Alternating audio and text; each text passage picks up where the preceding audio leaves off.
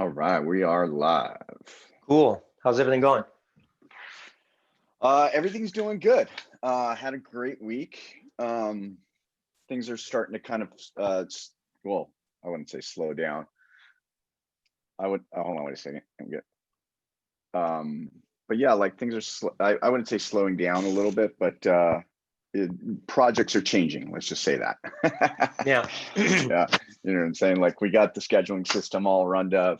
Zoom sessions are cranking and they're doing great. And everything got sorted out with MyZone and stuff like that, which is great. They've done great jobs as far as integrations with Zoom and kind of appeasing all of our different requests that we are unique to our business.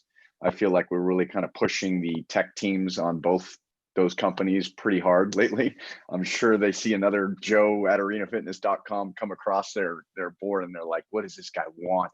I always imagine when I'm talking to them, they're super polite. And then Yeah. I just imagine what happens when we disconnect. Oh, I know yeah. what they're saying. And it's not nearly as nice as what they're saying when we've got them on the line. Cause I reach out to those guys multiple times every week as well. So. Oh yeah, and listen, for the most part, they've been phenomenal. I mean, like Yeah. with our requests and what we need to innovate and push forward when it comes to how we're delivering personal training online. And they've been able to, rise to that occasion and rise to that request 100% of the time. So, I mean, big applause to MyZone and big applause to the folks over at Kooks because they've done a remarkable job for sure. Yeah, they really have. And it's challenging to learn a new system, you know, from the consumer side. And it's Mhm. challenging to teach a new system from the business facing side. So, onboarding is always tough when you're learning a new a new tech platform. And we've done it enough with different tech platforms to know, when we're gearing up to learn a new one, it's like, oh my God, here we go. Um, and it's going to be a long process, but they've been great. So far that's all going really well. Yeah, no, it's doing great. And then other than that, we started homeschooling with the kids this weekend, this week, which has been great. And, they did a great job as far as the curriculum online and being able to give the kids enough time where it's like this hybrid of independent study versus live Zoom calls, which is great. I think Ava's probably on a live Zoom call, maybe 90 minutes a day. And the rest of the time is kind of independent work that we kind of do with her intermittently throughout the day. And they have breaks and they have a schedule, which, listen, over the summer, it was a struggle, man. Like it was a struggle to try to keep some sort of sense of normalcy with some sort of schedule and different things like that. So it's almost like a blessing to have them in this kind of structured kind of school right now, even though it's remote. It's been great. Like I don't see any issues with it other than the social aspect, obviously, for kids and stuff like that. But they're getting a lot of social time and stuff like that. So it's been great. It's been a interesting new week. I don't want to say challenging, but it's definitely kind of pushed us to kind of rise above and stuff like that and adapt and be able to maneuver. But it's all been positive and it's all great. So everything is kicking. Yeah, I mean, it's got to be hard for kids, just being out of the routine. Number one, Mhm. why can't I see my friends? It's hard to explain that, especially to kids at a certain age, I would imagine. Yeah, yeah, And yeah, I can just, I mean, even especially you think about, I mean, each age of kid has they're going through a different developmental stage, right? And you think about the high school kids. What matters to high school kids? The only thing that matters to high school kids is their friends. yeah. I Hmm. mean, school doesn't. No, there's probably not. There aren't that many high school kids, at least unless they've changed dramatically since the time that I was in high school, who actually They cared about haven't. high school. Yeah, I wouldn't imagine.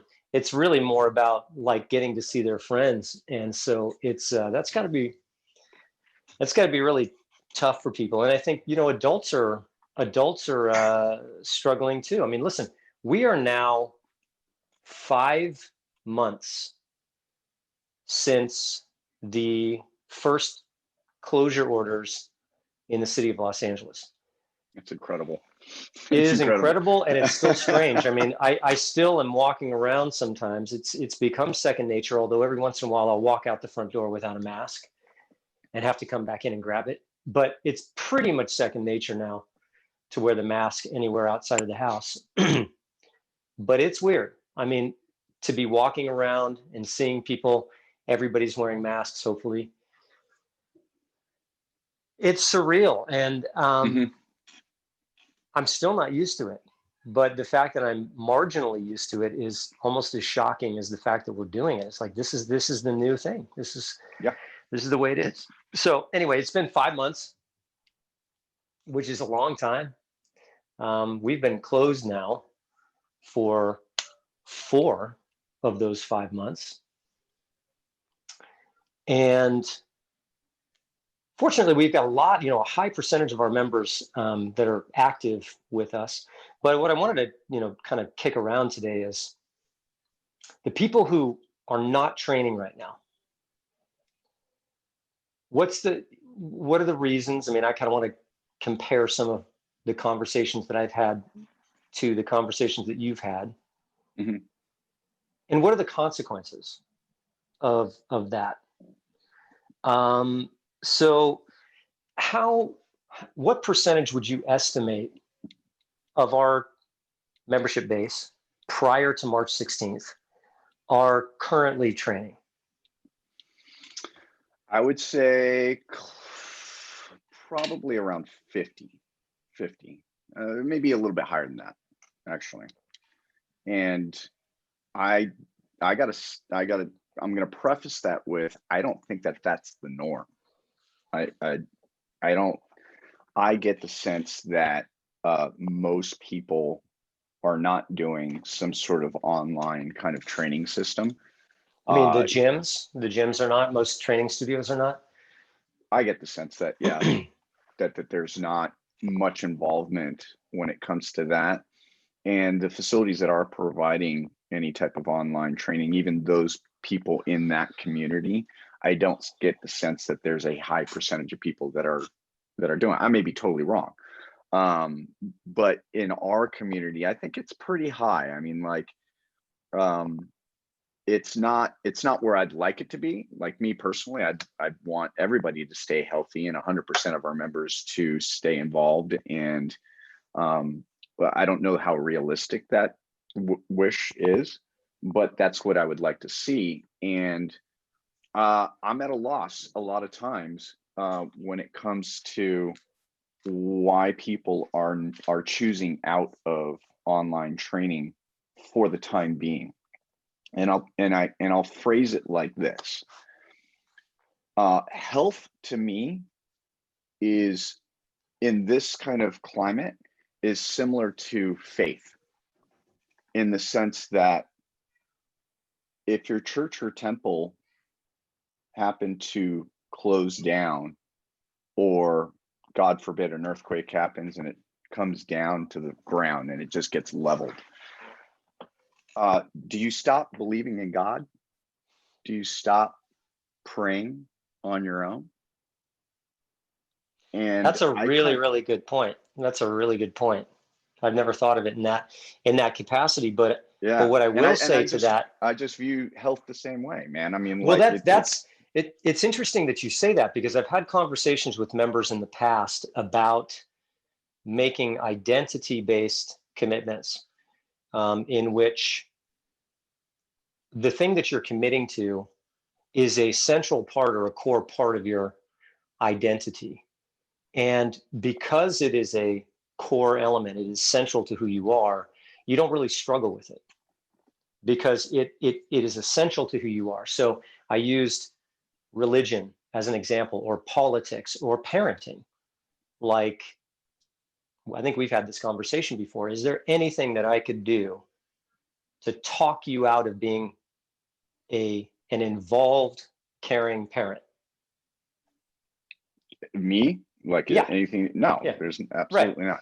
Yeah. When your health and wellness becomes that important to you, Hmm. then you'll never struggle with it again. So it's interesting that you use the concept of faith, because that's another one. It's like, can I talk you out of your Judaism or your Christianity, Yeah. whatever your faith happens to be? Can I talk you out of it? No. Okay. Well, when your fitness becomes as important to you, when your health and wellness becomes as important to you as your faith, then you know that you've made an identity-based commitment to your health, and you really won't struggle with it from that point on. That's a side note, but that's really interesting that you use the faith as an example, because I think that's a really, really good example when the system isn't operational to provide you with that element, in this case faith, that is central to the core of who you are. It doesn't disrupt your practice. Right. And yet when the system and the structure is not there, meaning the gyms and the boutique studios and everything, that is central to your health and wellness, you don't practice it. So how important is it to you, really? That's a really interesting question, or a really, really interesting perspective. Yeah. And that's the kind of like, so when I hear people that are hesitant to try online training, or hesitant to try the Zoom stuff, or not even doing pre-recorded things and just kind of waiting, I get that a lot. It's like, I'm just going to wait till in-person training comes about. My question to those people is like, how much was health even ever a part of your life, if that's your kind of take on this? That's one thing that kind of comes through my mind. The other thing that comes to my mind when it comes to hearing people's struggles, and I don't think that this is something that's even just something that happens for somebody that's wanting to stay in shape. I think that this is something that's happening even with people that own gyms, that are just kind of in this position of, I'm not going to do online training. I'm going to make sure that I can do in-person training no matter what, whether that's defying orders or doing a speakeasy gym where it's like you're going underground and stuff like that. I'm going to devote more of my energy toward trying to get people to sign petitions to get the governor to reverse the closure orders than I am going to devote energy toward coming up with an adaptive model that can replace my in-person training studio. Right. So I'm going to fight to be open more than I'm going to fight to adapt to the current circumstances. That's an interesting perspective. Yeah. And listen, I think that at the core of that, what ends up happening is, especially for gym, it's funny hearing it from gym owners and fitness coaches, because we're in the business of change, right? But here we are struggling with change as a fitness industry, and really forcing, it's like, no, I want the gym that I had in January and I want it now. Right. So I'm going to ask you to change, client. I'm going to ask you to modify your behavior and change your lifestyle habits so that you exercise consistently and you eat a whole foods based diet and you get ample sleep and you manage your stress and you cultivate positive social relationships. I'm going to expect that from you, but I am not going to actually change when the circumstances are such that it requires change from me. So here, take my advice. I'm not using it. Yeah. That's interesting. Yeah. That's kind of, I see that side of it when I see people really fighting to get their gyms open and stuff like that. And listen, there are two sides of that. It's like, you can go the political route and kind of go, listen, the government has no right to tell me, to obstruct my ability to make money and provide for my family and different things like that. That's a valid argument. But on the same, I can also make the other side of the argument. And it's like, okay, I get that. If that's a fight that you want to pick up and go for it, go for it. But on the other side of it is like, why are you so resistant to the adaptation that's necessary in this new world? Like, what is preventing you from innovating and spearheading a different way of delivering, or taking a look at a different way of looking at health, because the benefits are so profound, in my opinion. Like when you start to kind of come back to what we were first saying, when you start to deliver health and really take away the four walls of the gym and stop saying, listen, you're only going to be healthy when you arrive at this location. Right. And you start to innovate your business in a way where you're like, listen, you can be healthy anywhere you want. Anywhere you go, you can live a healthy lifestyle. Wow, that's powerful. You're going to say no to that? You're going to say no to innovating your business in a way where that's the message that you're sending to your members. That's the message that you're sending to your community. I think that's a missed opportunity for the fitness industry in general. It's like, okay, take up that fight, but don't stop doing business. Yeah, this doesn't have to be an either or situation. This can be an and situation. Absolutely. You don't have to either fight for your right to reopen or adapt by coming up with a robust live online coaching program. Why don't you do both? This can be an and. I can do this and this. I'm going to, Absolutely, under the circumstances, adapt to the situation. I'm going to create this live online coaching program.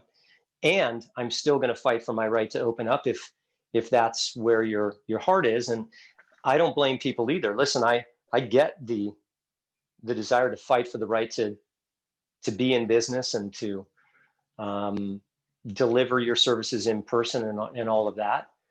And we need to open at some point too, and yeah, and so absolutely. I think that it can be done safely. And I think the government does need to be taking a look at ways that we can allow businesses to responsibly open up. But you're right, to focus on that to the exclusion of adaptation doesn't seem to make a lot of sense. No, especially for somebody that's, if you're a leader or a coach or a personal trainer or anybody that, any position that you have in the fitness industry, to be in this, or even in the health industry in general, it seems hypocritical. Yeah. It does. And it's like, well, wait a second. Like, don't say that you can't provide business because your doors are closed. Because, going back to my analogy, health was never something that was defined by four walls and a bench press. It shouldn't be. I mean, I think it can be if people condition their commitment upon a location or other people. But the problem with that is that that's not really a commitment. That's just some sort of kind of, that's like saying, I will be committed to this if you meet your end of the obligation. In other words, I will show up to exercise as long as you keep the gym open. Or I only like to work out with other people because I like the social component. So as long as other people fulfill their responsibility of showing up, then I will show up. So it's a conditioned commitment that really isn't a commitment at all. Which is, I encourage people to take a look at that. It's like you're if you don't look at that, man, are you missing out on a huge lesson in life. Like, you're just missing out on the potential of you really unlocking that little thing that's probably kept you from achieving your results your whole life. And that's probably what's caused this habitual, which we see it all the time, right? Where somebody goes from one gym to the other, always kind of going, that program that didn't work, or that program didn't work, or that program didn't work. Well, maybe that's something that you need to take a look at is if you What's have the a common condition. denominator? Yeah. What's the common denominator in all of those programs? You. Right. So is it the program or is it you? Exactly. And we talk about this all the time. Like, what's the phrase? The best program in the world is the one that works for you. Yeah. The one that actually gets you to achieve your results. There's no magic bullet in the fitness industry. It's you're the magic bullet. You're the one who has to actually do the work at the end of the day. Coaches are just guides. I'm just more of I'm a shepherd. That's what I'm doing. Right. I'm just exactly right. Go in that direction. Yeah. You got to walk exactly through right. it. But Right. And you're the one that has to provide the motivation and the fuel for that, because I can't provide that for you. But what I can do is help you along the way once you provide that and bring that to the table.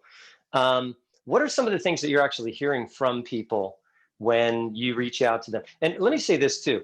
Um, this isn't just about people training at arena.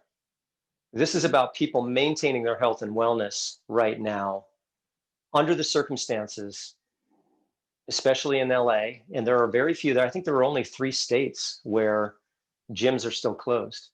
But if you happen to live in an area where gyms are closed, this is really about maintaining your health and your wellness. Of course, we have an interest in sustaining and supporting our business, and we want 100% of our members to be training with us. But what we really want is 100% of our members to be taking care of their health and wellness.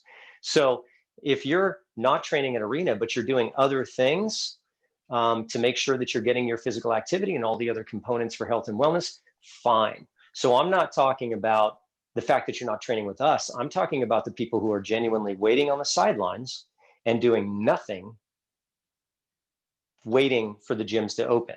So with that in mind, have you had conversations with people and gotten any specific responses as to why they aren't training at all right now on their own or with us?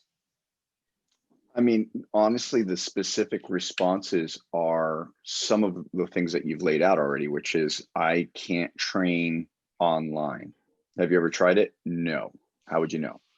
I can't, I prefer to train in person, which is an interesting thing because here's the reality of the situation. Okay. Nobody has a crystal ball. I don't know how long this closure is going to last. I don't know how many closures are going to result in the future. But this is what we do know. The virus is here for at least a year from today. Even if we started vaccinations in January, I think that there's this kind of concept, the same concept that we had in March. We'll be back in 2 weeks. We'll be back in 2 weeks, and that ended up being April and then May, then June, July. Now we're in August, right? And we're in still August, and we having have this. no idea. We have no idea. We have gotten no word. But my gut instinct, my gut when I'm talking to people that are still hesitant about changing or adapting, is that they have this idea in their head that there's going to be a light switch or a day that comes around and everything is just going to go back to 2019, as if we're just going to Marty McFly the situation. So you wake up, you go, whoa, I just had the trippiest dream. Yeah, that was the trippiest, dude. I can't tell you. We were shut down. There were masks. It was weird. Anyway, thank God I woke up because that dream's over. Yeah, like just magically they're going to wake up and it's like it's a Wizard of Oz. That's the feeling that I get when I'm talking to people that say that they're waiting for in-person training to start back up again. Now, with that said, this has never happened to humanity before, where we were forced to change in such a short period of time. When we evolve and we change from a cultural standpoint, it's over years. Yeah. It's not in 48 hours. No. And that's what happened. It happened almost overnight. You got to wear masks. You got to stay home. You got to not touch people. You got to not be 6 feet apart. You gotta. And that is rough. And I can see how people are still holding on to the notion that things are going to go back to the way they were. Even in 2 years, like they're just going to go back to the way they were. And the reality of the situation is that it's never coming back. It's never coming back. It's that reality. Now, will we get to the point where we won't wear masks and we won't have to social distance as much? Yes, I gotta hope. You know what I'm saying? How long will that last though, before the next pandemic hits or the next virus hits? Yeah. Listen, in our lifetime, in the last 10 years, there's been like 3 or 4 pandemics. We've just never had a shutdown like this. Right. So it's not like we don't live through pandemics. Pandemics are part of us. Like they've always been a part of humanity and society. How we deal with them needs to evolve and it needs to grow and stuff like that. And there are certain elements of the way that this pandemic behavior wise, I feel there are going to be certain things that are going to stick around, you know, the washing of the hands, the hygiene, I think is going to stick around. I think to a certain extent, masks for a lot of people are When do going you think the to stick next around. time is that, how long do you think it's going to be until you can bro hug somebody? You know what I mean? It's like I think about, Uh, seeing my buddy and it's like, bring it in, man. I don't yeah, know if bring it that's going in, to baby. happen. Bring it in. Yeah. Uh, Come on, bring it in for the real thing. Come on. I don't but know here's the if thing, that's going to John. happen anytime soon. Here's the thing, John. There are pockets of people, even in LA, or lots of people in LA, that have not skipped a beat with holding on to their old life. So there's Yeah, bro hogs going on all over the place. right. We just don't see it as much because we're actually quarantining Well, ourselves. what's interesting, this is a little off topic, but is that you talk about adaptation and how long we had to flip the script overnight, right?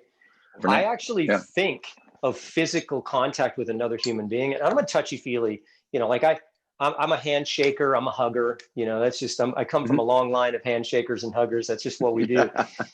But now I don't think of it at all. Like I never think about I it has been ingrained in me very, very quickly that physical contact is a dangerous thing, which is kind of sad.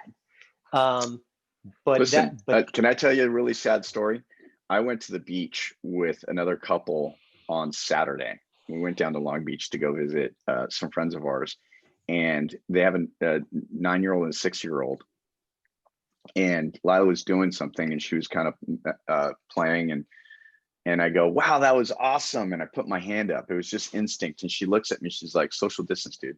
right, right, She looked at me like, "What the hell is that?"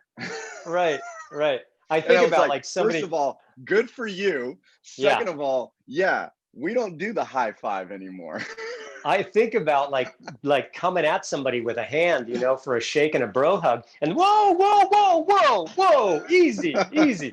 Like all of a sudden, you're wearing the scarlet letter. It Yeah. is. It's a really strange world. Here's something to think about, which is, it's been 5 months now.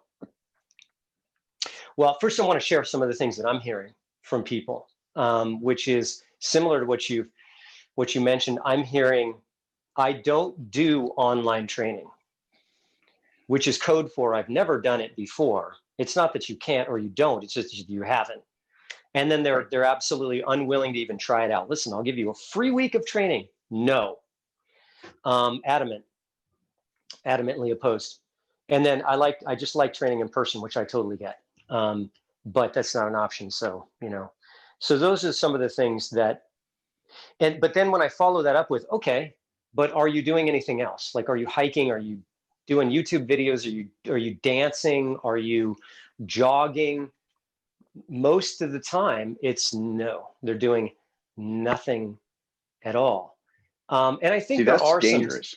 it's dangerous, and there are some psychological barriers to this as well. You think about the holiday drop off that we have, right? It doesn't take much to get people to go on a break, right? Yeah. It doesn't Yeah. take much, right? I got some people visiting from out of town. I'm not going to be able to come in April. April? Really? That's what it took? It took your cousins coming to town, and suddenly you don't have 50 minutes a day to come Yeah. in and train? It doesn't take much.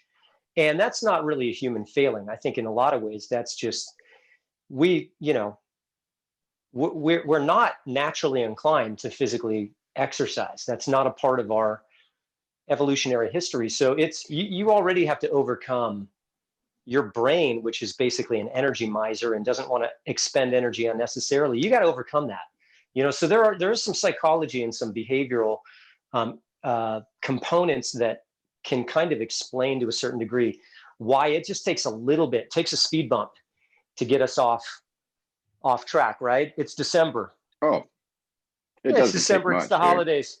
I'm gonna take the next 6 weeks off. Really? Yeah. 6 weeks, huh?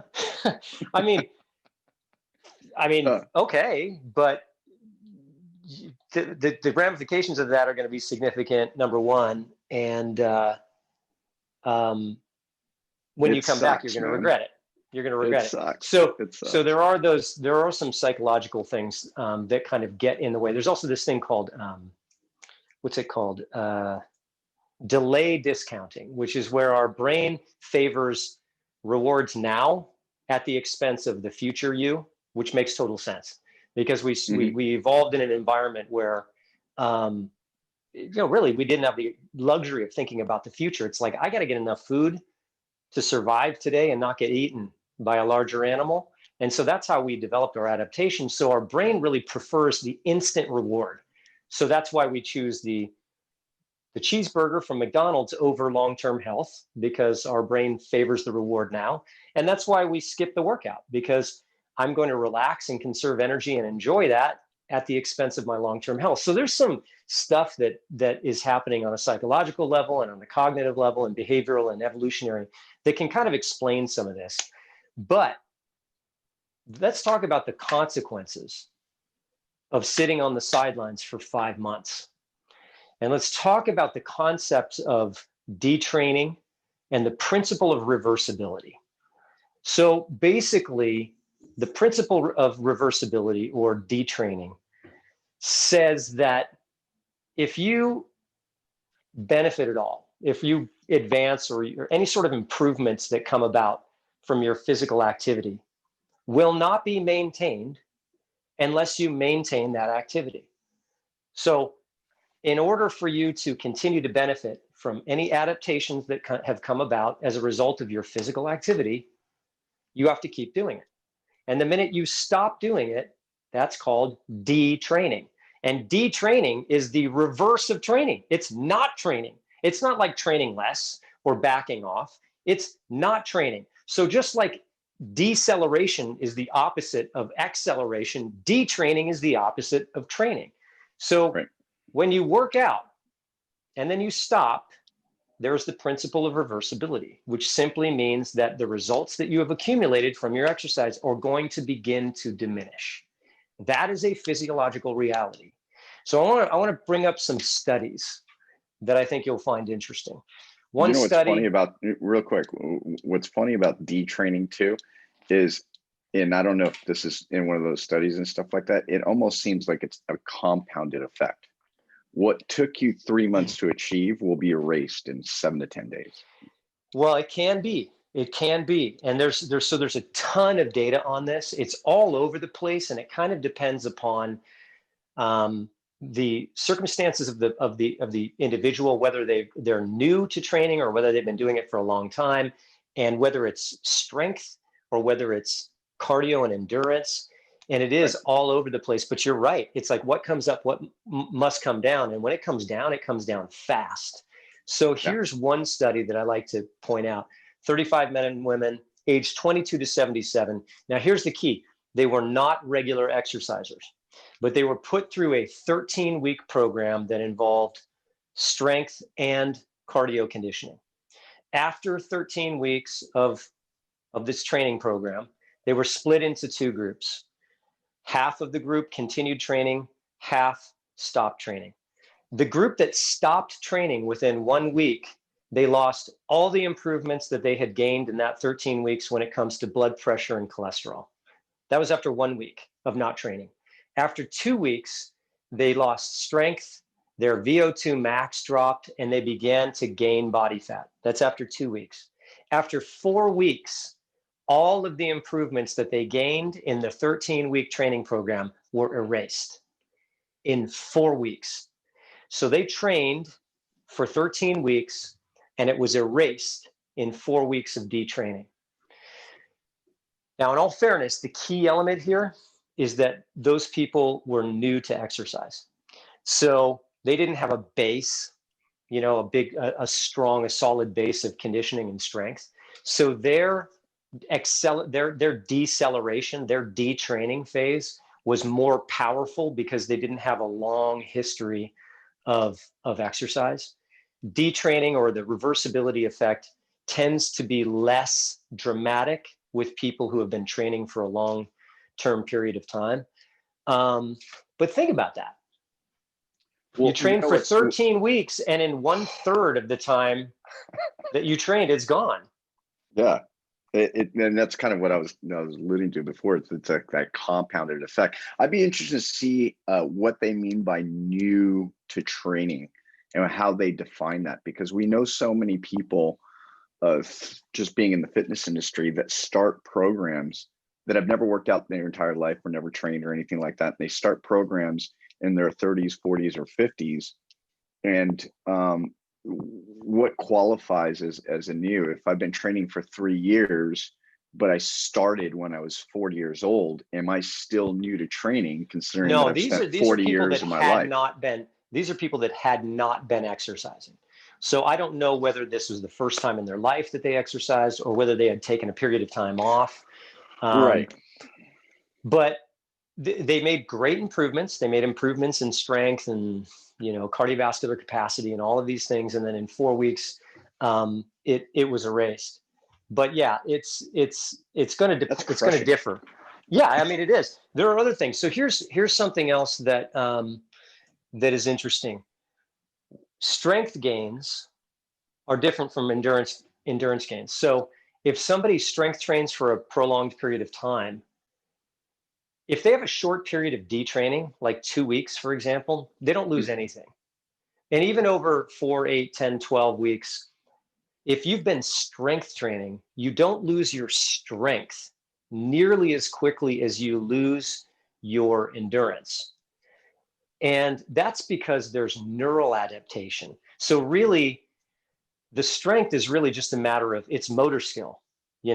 It's you're Yeah. conditioning your motor skills, you're developing new neural networks, and those don't get erased as quickly. So if you do strength training, you don't lose your strength gains as quickly, but what you do lose is muscle mass. So you will lose size, but not necessarily strength. Now, if you're an older person and you're already dealing with sarcopenia, you're already dealing with frailty, and you do exercise and then you stop, that's a problem. That's a problem, Yeah. because if you lose that muscle mass, there is a clear connection between sarcopenia, frailty, and increased mortality, increased likelihood of falling, balance issues, all of that stuff. So it's interesting because strength gains don't seem to diminish as quickly as cardio gains. But 10 to 12 weeks of detraining is sufficient to see significant declines in size and strength from people who do strength training. And across the board, people who stop training experience decreased flexibility, decreased mitochondrial function, which is basically the power plant of the body's cells, decreased oxygen uptake, blood volume, heart rate, stroke volume, cardiac output, reduced endurance, decreased insulin sensitivity. You've got some hormonal issues as well. So bad stuff. Bad stuff happens when you stop training. The gains that you initially got from whatever program you were in diminish really quickly. So if we have people that have been on the sidelines for 5 months, chances are that even if they've been training with us for a long period of time, a significant chunk of the progress that they made during that period of time has been lost. It won't necessarily take them as long to regain those benefits as it took them the first time. But still, I mean, think about that. You put in a whole bunch of work. It's like going to school for 4 years and then taking a year off and forgetting everything, forgetting everything that you Yeah. learned. That sucks. That's That the sucks. equivalent of it. Yeah, that's Yeah. the equivalent of it. That sucks. And what kind of risk are you putting yourself now when you involve COVID-19? Yeah, You know what I'm yeah. saying? Like, or any virus. We're going into the flu season. I don't know anybody that goes into, into a season. Every year, it seems like the flu is getting worse and worse. Um, people die, 300,000 people die every single year of the flu. It's a large number. So it's like, even if you are somebody that is not afraid of COVID-19 and the possibilities of it, you should also be concerned about other things like just diseases in general. You know, So, like there's a larger so number of people that die every single year for decades of other diseases that are related to lifestyle and behaviors. So it's like, I don't want to always have these conversations around this COVID-19 kind of monster and stuff like that. Okay, let's take that out. What about the other things that are killing you? yeah, let's talk about the fact that 50% of the Americans of American adults have heart disease, and we've got 30 million plus people who have type 2 diabetes. 83 million people have pre-diabetes. Right. 40% of the American adult population is obese. 72% is obese or overweight.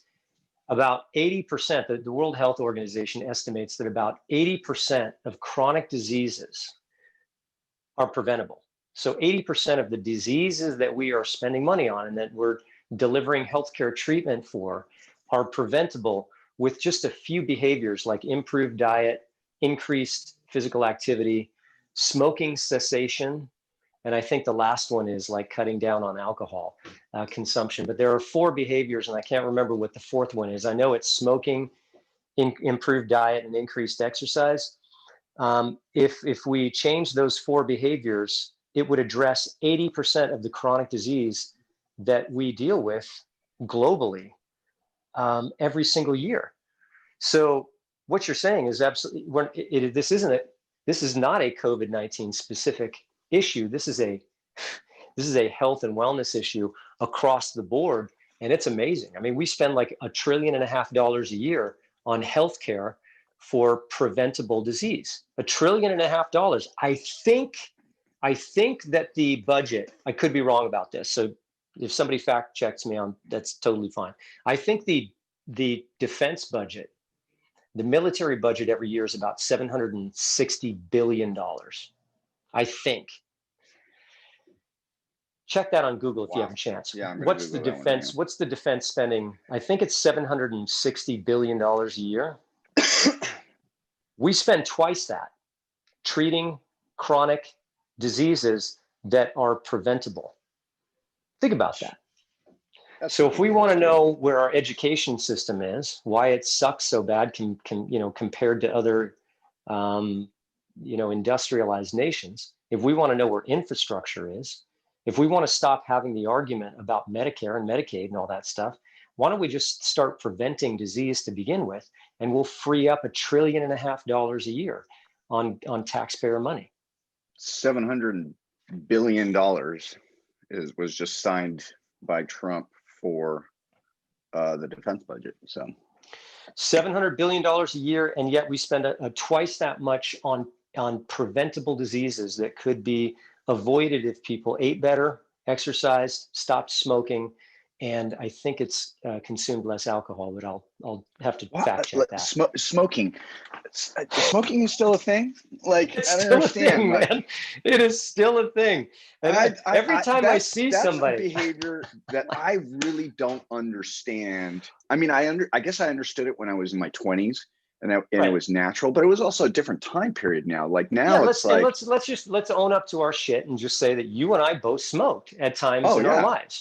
So absolutely. we understand both sides of the story, right? But it is Which is a funny amazing to story me. how we found that out too, by the way. Yeah, exactly. It was my bachelor party, wasn't it? Yeah, it was your bachelor party, and I think I we go had outside to grab a smoke. snuck around the bar, came out to the front, Right. and was like, that was classic. Yeah, we've come a long way, my friend. We've come a long way. So I get it. Like, but that was a long, long time ago. And how is it still a thing? When I see somebody smoking, and understand, this isn't a character attack, but when I see somebody smoking, my lungs hurt. I think about that and I go, my God, that's just really, really just holding disease in your hand and pulling it into your body.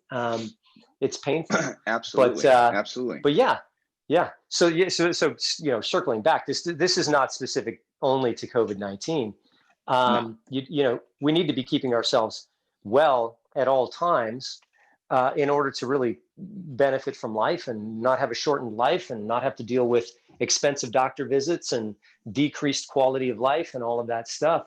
But especially right now, man, where it seems like our health and wellness would be top of mind. If you're not going to train at a gym, and if you can't train at a gym, and if you're not willing to try online, first of all, just try online. If you try it and hate it, you've lost nothing. But if you try it and you don't like it, do something, man.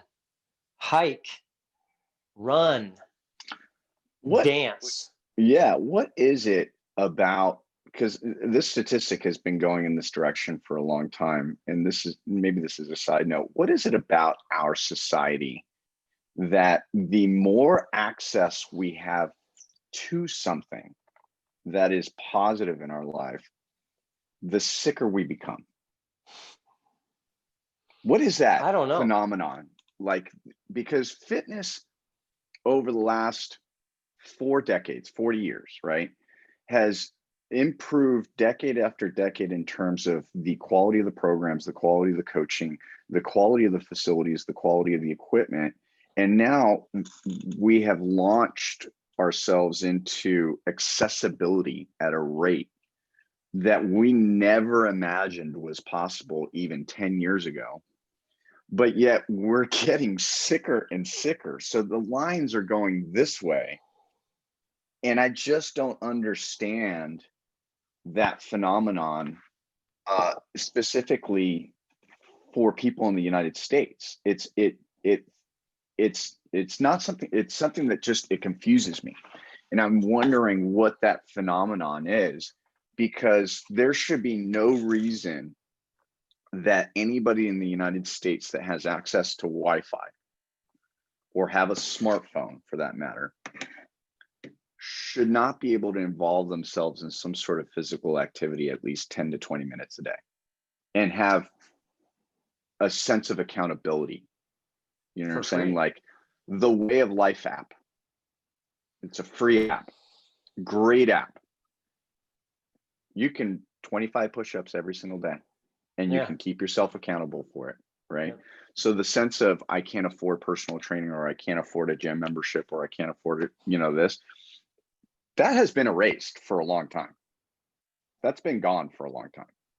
But yet by 2030, over half the Americans in this country are going to be obese or suffer from some sort of obese related disease like cardiovascular disease or hypertension or high blood pressure or diabetes. And those are huge numbers of people dying every single year, and they're just going to continue to go up. I gather to say we'd probably be at 500,000 by 2030 every single year of people dying of those type of diseases. But yet we have more accessibility to being healthy. We have the ability to plug into a community that would help support a healthy lifestyle. And there's more information, like the studies that you brought on, that point to, listen, you don't have to have 5 different medications in your cabinet if No. you were to just walk outside for 10 minutes a day.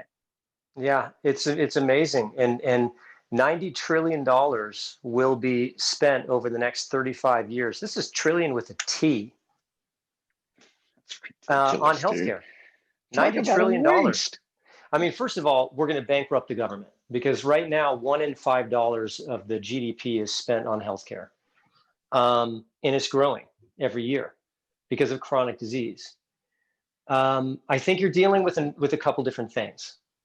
Because what we've discovered is that education and accessibility are not enough.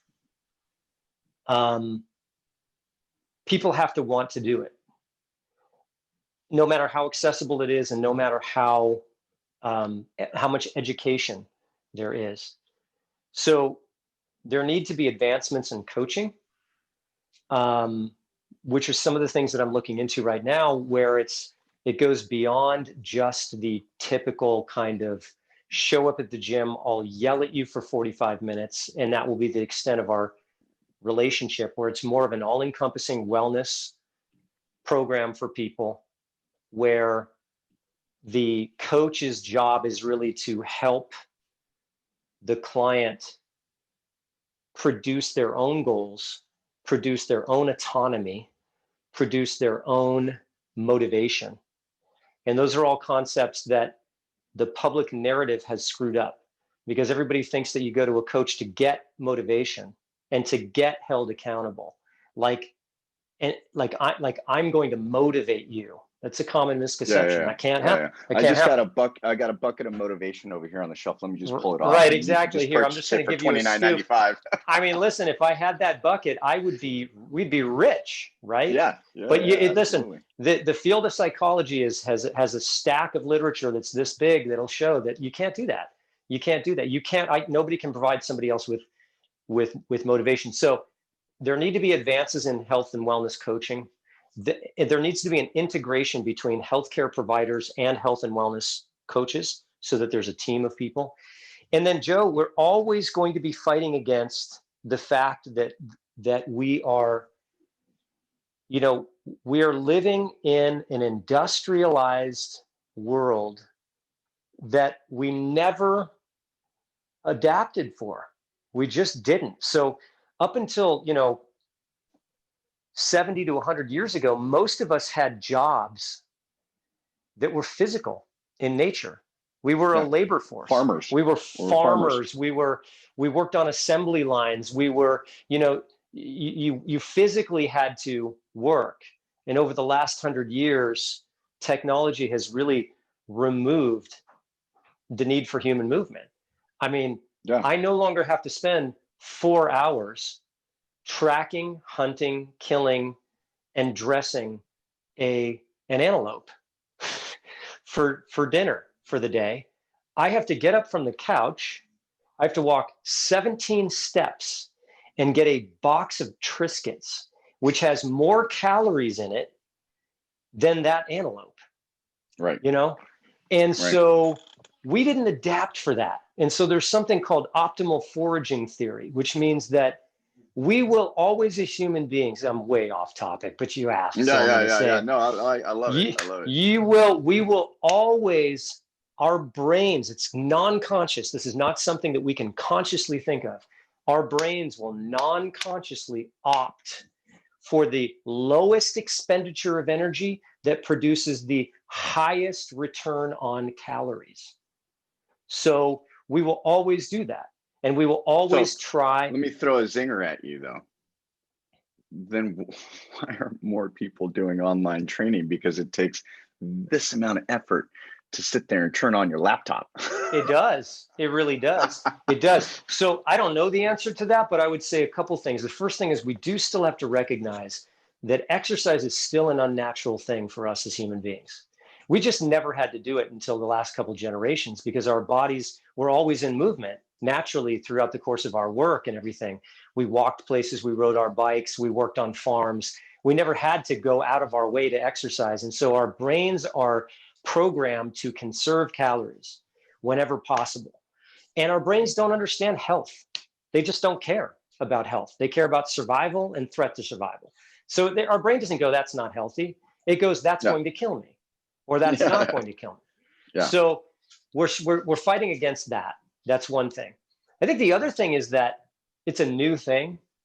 And any time that we're doing something that's new or uncommon or unfamiliar, there's going to be a little bit of a barrier to that. Because again, our brains prefer familiarity and routine because it's safe and it's predictable. Our brains like what's predictable. Well, this is new. Now, rationally, we can say, yeah, but that's the dumbest thing I've ever heard.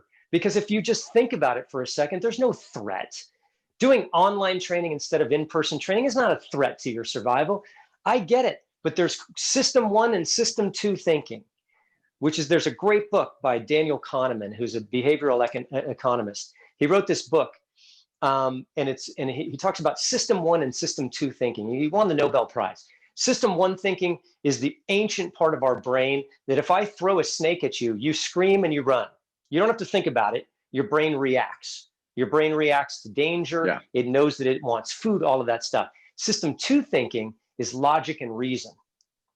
System 1 always comes online before system 2. So our deeply embedded ancient thinking is always going to pop up there. And then we have to actively use our conscious, rational, logical brain to override those instinctive thoughts. Okay. So again, I know I'm in the weeds, but the whole point is this.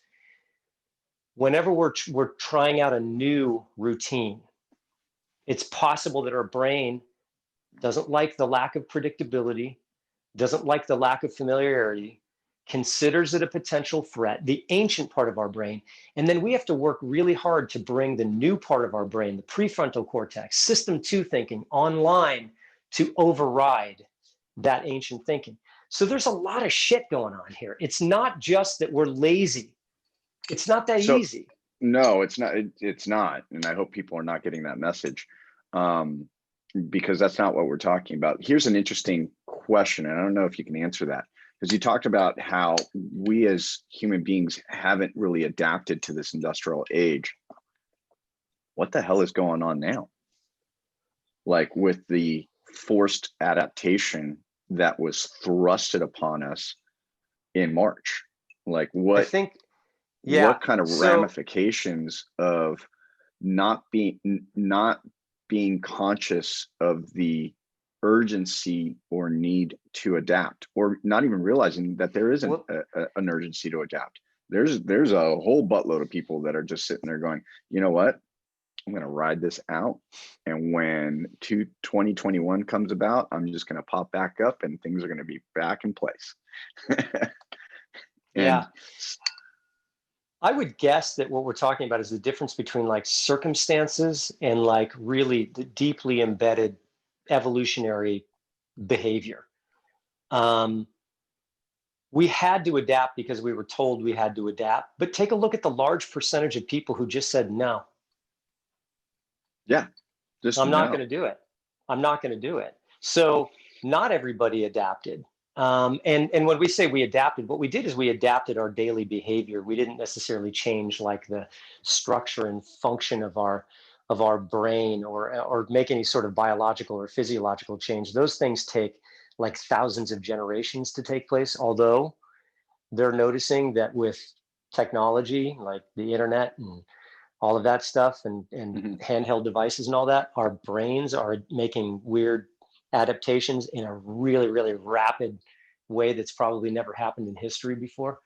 But man, I don't I really think there know. were some studies about kids playing video games and stuff, and how they've had, we used to say, hey, that's going to rot your brains and stuff like that. But there are some studies out there that show how they've actually increased motor functions in a lot of these kids from playing the complicated video games and problem solving and different things like that. So there are some positive things about playing video games.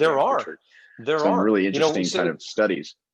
A few things that I've read about that is that one of the key elements is playing with a growth mindset, with the intention of learning and not competing against people that you don't know, because then that overrides kind of the learning factors. But there are some studies that show that there are some really some good benefits. You can even find flow when you're playing video games. But dude, I don't know why.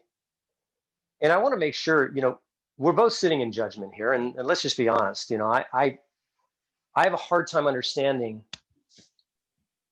why people aren't willing to take care of their health and wellness. I mean, listen, it's been 5 months. Well, I think you're deteriorating, and I don't know if it's because you don't understand the ramifications of your inactivity, because there's a ton of studies that will show you they're significant. Your health is deteriorating right now, or if it's because they have other things to worry about and it's not a priority. Maybe their job is in jeopardy. I mean, those are real things. Maybe their family, they're worried about family. Those are real things. Yeah, those are exactly real things. Let me throw something at you, because you did say something. There's two train of thoughts here, right? There is I throw a snake at you, your brain says, oh my God, and run. And the other side of it is I'm going to adapt and just step to my right and understand that you're, I got to move. And I don't, that the snake is not going to pose a threat to me. Right. There's one side of our country that said, no, I'm not going to change. There's the other side of our country that said, okay, it's time to change. The people that we're talking about that haven't changed, those are the people that have had a snake thrown at them. And they're like, whoa, whoa, whoa, whoa. Changing is dangerous for me. I need to go back to my train of thought. And what you're proposing over there is a threat to my civil liberties. It's a threat to my way of life. It's a threat. I think it's a that different that's snake. what we're dealing with. That's what we're I dealing think it's with. Our concern, we're coming from a health concern. Be like, well, wait a second. If you don't change, you're right. you're getting a bigger shark, a bigger snake that's going to come up and bite you in the butt if you don't.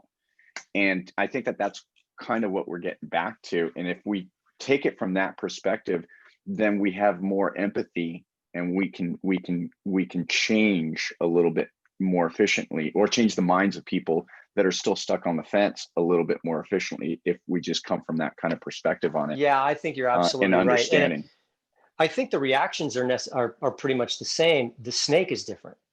So, right. The snake that was thrown at half the country is, COVID's going to kill you if you don't change your behavior. And the snake that was thrown at the other half of the population was, your civil liberties are going to be taken away from you if you comply with these orders that you don't believe are valid. So it's interesting, because the fear was probably the same, but the snake was different. I guess what I would just want people to understand is that if you have devoted a significant amount of time to exercising and improving your health and wellness, and in the last several months, you have been on the sidelines because you're waiting for things to change or go back to normal, and you don't want to have to do something different, I would hope that they would consider that this isn't a matter of what they want to do. It's a matter of what their body needs. And this is not about training at Arena Fitness. This is about going out and walking and hiking and doing push-ups and watching YouTube videos and having dance parties through Zoom with your friends, whatever it's going to take to get you to physically move your body. Because in the absence of that, the detraining is deteriorating your health and your well-being. And if you invested 5 years in training religiously, the last 5 months have taken a giant chunk of your progress away. Yeah. And man, that's a shame. That's a shame. Try it. Do something. Do something. Whatever it is, doesn't have to be with us. Doesn't even have to be online. Just do something. That would be my message. Listen, I think my message would be to encourage people to carry their own health and well-being the same way they carry their faith. Just if you can put it in that kind of same light, where faith doesn't require for you to physically be inside of a temple or a church or wherever you go to worship. Treat your fitness the same way, treat your health the same way. You don't need to physically go into a gym in order for health and wellness to exist in your life and to be a part of your lifestyle. It was never at Arena Fitness. It was never inside those walls. And if you can change your perspective on health that in that manner, to that high degree that you have your faith at, then man, wow, you're going to experience a healthy lifestyle that you probably have never experienced before, without any type of restrictions, without any type of willpower necessary to get up and to struggle to get to the gym or struggle to do a workout, which everybody in the freaking world has done, where it's like, oh, it's going to take a mountain of effort for me to get to the gym today. Man, what if I told you that you can work out every day without ever experiencing that? Yeah. That would be an amazing thing. So I would encourage people to try to raise their perspective of health to the same level that they have when it comes to their faith. And if you can do that, then man, what a special life you're going to live. I think that's absolutely brilliant. I think you put that perfectly. And the other thing that I would add to that, if I may, would be that to ask yourself, if you are a person of faith, whether the God that you, or the religion, the faith, the entity that you worship, would smile fondly upon you allowing the life that you have to just slip away because of a lack of caring for yourself. It doesn't seem like like something that's consistent with faith, that whatever your God, whoever your God is, seems like that God would want you to care for yourself. Yeah, self-love. And yeah, man. And maybe if you can contemplate that, maybe you can come to a different conclusion and tell me that I'm out of my mind. But sit with that. Ask yourself, would your God or would your faith find it, in keeping with the tenets of your religion, to not care for yourself by making sure that you're taking care of your health and your wellness?